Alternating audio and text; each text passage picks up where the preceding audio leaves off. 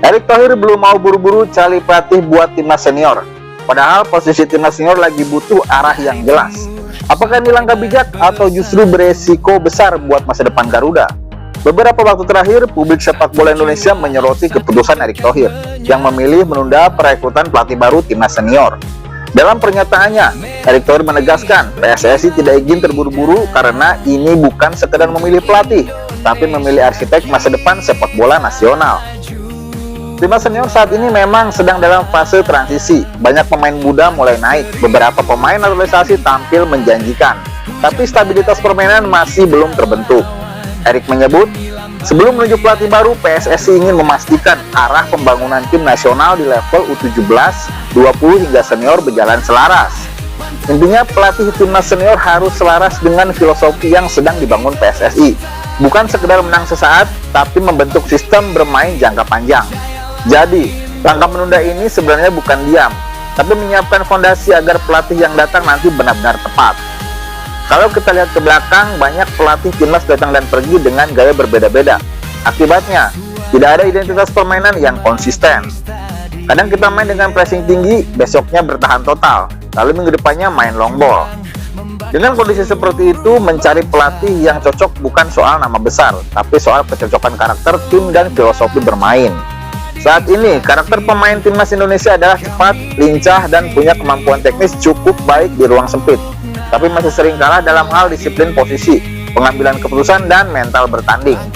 Karena itu, pelatih yang cocok harus mampu menanamkan disiplin taktik tanpa mematikan kreativitas pemain. Misalnya gaya potensial play seperti yang dilakukan tim-tim Eropa modern, membangun serangan dari bawah tapi dengan pressing terukur. Tapi jangan lupa, pelatih Asia, terutama dari Jepang atau Korea, juga bisa sangat cocok. Mereka paham kultur latihan di Asia Tenggara dan terbukti sukses mengubah mental pemain. Jadi, pertanyaannya bukan Eropa atau Asia, tapi siapa yang bisa menyatukan mental, teknik, dan identitas permainan Garuda. Kalau bicara tipe pelatih, setidaknya ada 3 gaya besar yang bisa cocok untuk timnas kita. Pertama, pelatih dengan filosofi pressing dan transisi cepat. Cocok untuk pemain seperti Marcelino, Ole Romeni, dan Emiliano Jonathan yang punya kecepatan dan mobilitas tinggi. Kedua, pelatih membangun sistem jangka panjang. Ini tidak hanya melatih tim senior, tapi juga ikut menentukan gaya bermain di kelompok umur muda. Contohnya seperti Sintayong saat awal datang ke Indonesia. Ketiga, pelatih dengan pendekatan psikologis dan mental. Banyak yang lupa bahwa pemain Indonesia sering kalah bukan karena taktik, tapi karena mental ketika menghadapi tekanan. Pelatih dengan gaya seperti ini bisa membantu pemain tampil tenang di momen krusial dan mengubah mental takut kalah menjadi percaya bisa menang. Supporter tentu berharap pelatih baru nanti tidak hanya membawa strategi, tapi juga memberikan identitas dan kebanggaan. Fans ingin timnas bermain dengan gaya khas, agresif, berani, dan pantang menyerah.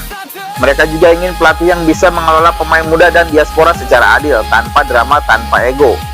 Lebih dari itu, publik ingin melihat kontinuitas. Jangan sampai tiap ganti pelatih semua program ikut berubah. Karena sepak bola yang kuat itu bukan soal pelatih siapa hari ini, tapi soal sistem yang tepat berjalan meski pelatih berganti. Dan kalau langkah Erick Thohir ini berhasil, bisa jadi untuk pertama kalinya kita akan punya peta jalan sepak bola nasional yang benar-benar konsisten.